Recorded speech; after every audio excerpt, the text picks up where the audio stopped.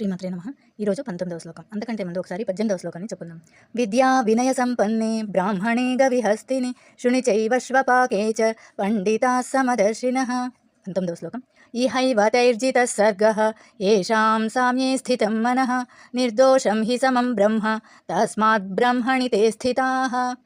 ఇహైవ అంటే ఈ జన్మలోనే, తైర్జిత వారిచే జయింపబడును, సర్గః సృష్టి జగత్తు, ఏషాం ఎవరైతే, సామ్యే సమభావమునందు స్థితం ఉందురు, మనః మనస్సు, నిర్దోషం దోషరహితమే, హి నిజముగా, సమం సమదృష్టి ఎందు, బ్రహ్మ భగవంతుడు, తస్మాత్ బ్రహ్మణి కాబట్టి పరమసత్యమునందు, తే వారు, స్థితాః స్థితులై ఉందురు.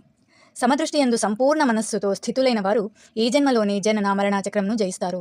వారు భగవంతుని యొక్క దోషరహిత గుణములను కలిగి ఉంటారు కాబట్టి పరమసత్యమునందే స్థితులై ఉంటారు. శ్లోకాన్ని ఇంకొకసారి చెప్పుకుందాం.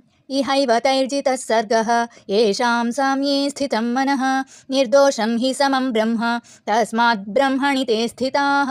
20వ శ్లోకం రేపు చెప్పుకుందాం.